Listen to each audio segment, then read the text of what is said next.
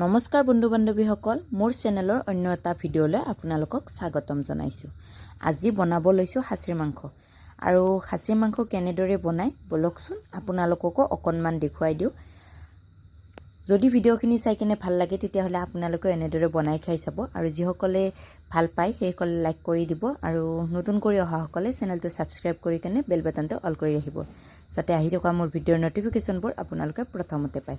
বলকচোন এতিয়া দেখুৱাও কেনেদৰে বনাওঁ। প্ৰথমতে 250 গ্ৰামমান খাচীৰ মাংসখিনি লৈ লৈছোঁ। অকণমান ফেটছ লৈ লৈছোঁ, যিহেতু খাচীৰ মাংস ফেটছ হ'লে অকণমান খাই কিনে ভাল লাগে।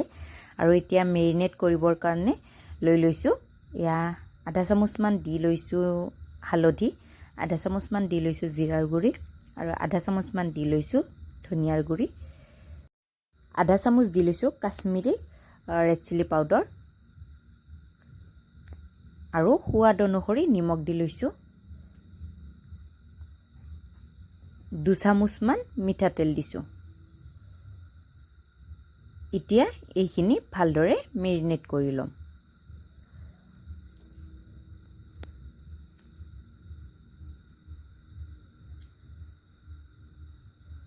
ধুনীয়াকৈ মছলাখিনি সানি লোৱাৰ পাছত এতিয়া মই আধা ঘণ্টামানৰ কাৰণে ৰাখি দিম। এয়া ঢাকনি লগাই ৰাখি দিছোঁ।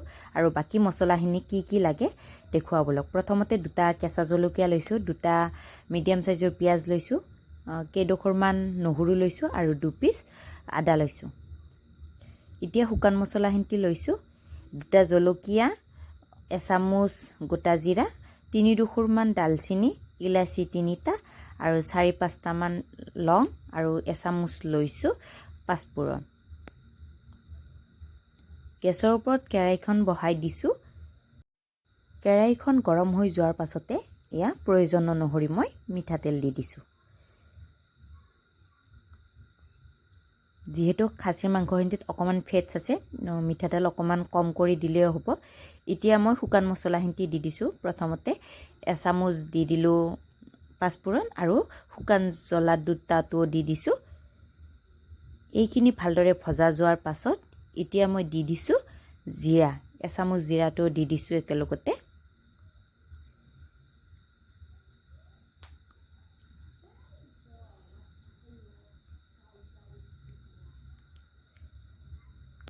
জিৰাখিনিও ভালদৰে ভজা যোৱাৰ পাছত এতিয়া মই গোটা মছলাখিনি দি দিছোঁ। ইলাচি, ডালচেনি, লং এনেকুৱা কৰি দি দিছোঁ। পুনৰ মই ভালদৰে লৰাই অকণমান সময় ভাজি আছোঁ। এতিয়া মই কাটি ৰখা পিঁয়াজখিনি আৰু জলকীয়া 2টাও দি দিছোঁ। পিঁয়াজখিনি ভালদৰে ৰঙচুৱা কৰি ভাজি ল'ম।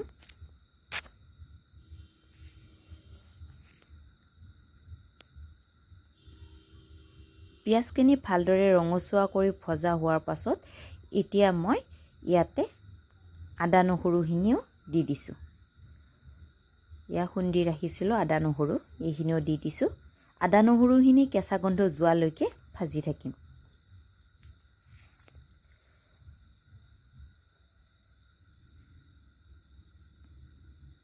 আদা নহৰুখিনিৰ কেঁচা গোন্ধ যোৱাৰ পাছতে এতিয়া মই ইয়াতে শুকান মছলা অকণমান দিম, কাৰণ যিহেতু মই মাংসত অকণমান মছলাখিনি দিয়ে থৈ দিছোঁ, সেইকাৰণে ইয়াতেও শুকান মছলাখিনি অকণমান দি দিম। এতিয়া দিছোঁ জিৰাৰ গুড়া আধা চামুচ, ধনিয়াৰ গুড়া আধা চামুচ, কাশ্মীৰী ৰেড চিলি পাউডাৰ আধা চামুচ। পুনৰ মই ভালদৰে লৰাই দিছোঁ।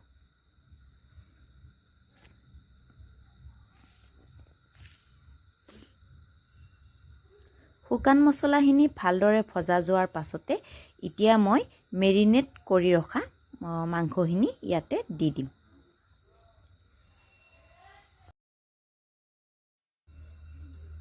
এয়া মেৰিনেট কৰা মাংসখিনিও লৈ লৈছোঁ, ইয়াতে দি দিছোঁ। এতিয়া পুনৰ মই ভালদৰে এতিয়া লৰাই থাকিম।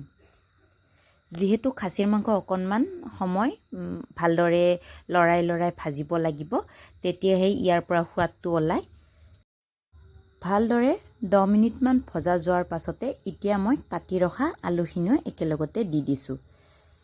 এতিয়া মই পুনৰ লৰাই ভাজি থাকিম।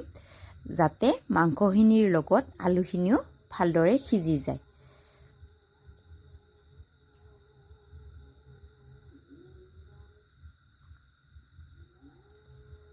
পুনৰ মই এনেদৰে 10 মিনিটমানৰ মূৰে মূৰে এনেকুৱা কৰি আপোনালোকক দেখুৱাই দি আছোঁ।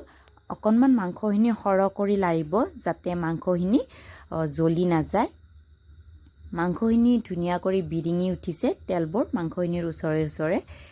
এতিয়া মই ইয়াতে অকণমান পানী দি কিনে পুনৰ মই 3-4 বাৰমান পানী দি ভাজি থাকিম।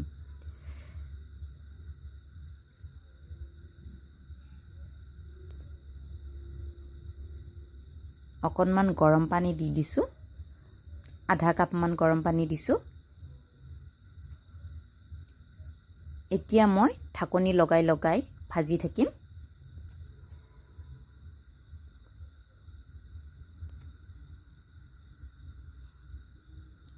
এয়া মই 5 মিনিটমানৰ কাৰণে ঢাকনিখন লগাই দিছোঁ।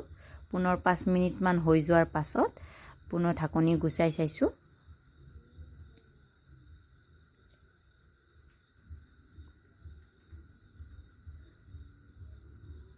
এয়া আলু 50% মান সিজিছেয়ে। এনেকুৱা কৰি 2-3 বাৰমান পানী দি কিনে ভাজি থাকিব লাগিব। আলুখিনি যাতে ভাজি থকাতে সিজি যায়, তেতিয়া খাবৰ কাৰণে বেছি সোৱাদ হয়।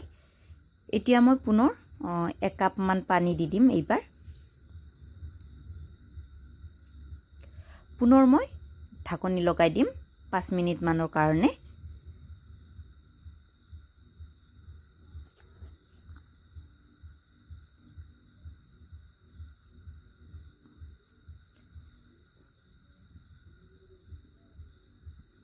পাঁচ মিনিটমান হৈ যোৱাৰ পাছত ঢাকনিখন গুচাই চাইছোঁ।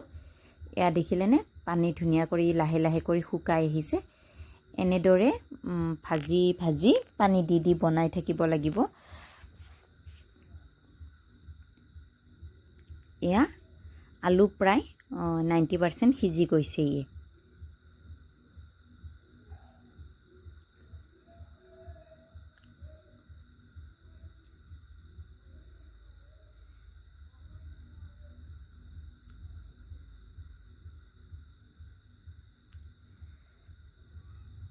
এতিয়া মই জোখ অনুসৰি পানী দি দিম যিমানখিনি লাগে।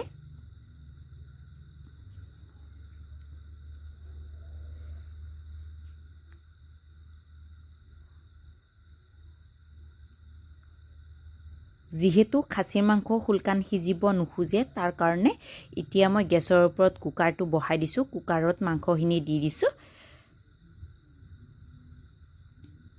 এনেকুৱা কৰি সিজালে সোনকাল হৈ যায় বা খাবৰ কাৰণেও বেছি সোৱাদ হয়, মাংসখিনি বেছি সফ্ট হৈ যায়। এতিয়া মই ৰেড চিলি পাউডাৰ দি দিছোঁ, জলকীয়াৰ গুড়ি দি দিছোঁ 1 চামুচ, আৰু অকণমান দি দিছোঁ গৰম মছলা। এতিয়া মই ঢাকনিখন লগাই দি 4-5টামান চিটি দি দিম।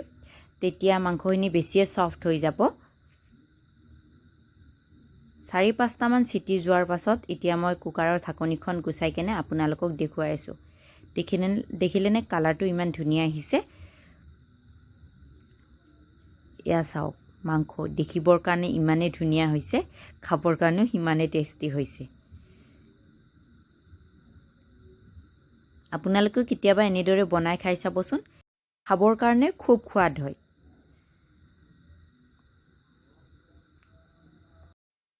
আজিৰ মাংসৰ ৰেচিপিটো চাই কিনে আপোনালোকৰ কেনে লাগিলে কমেণ্ট বক্সত জনাব।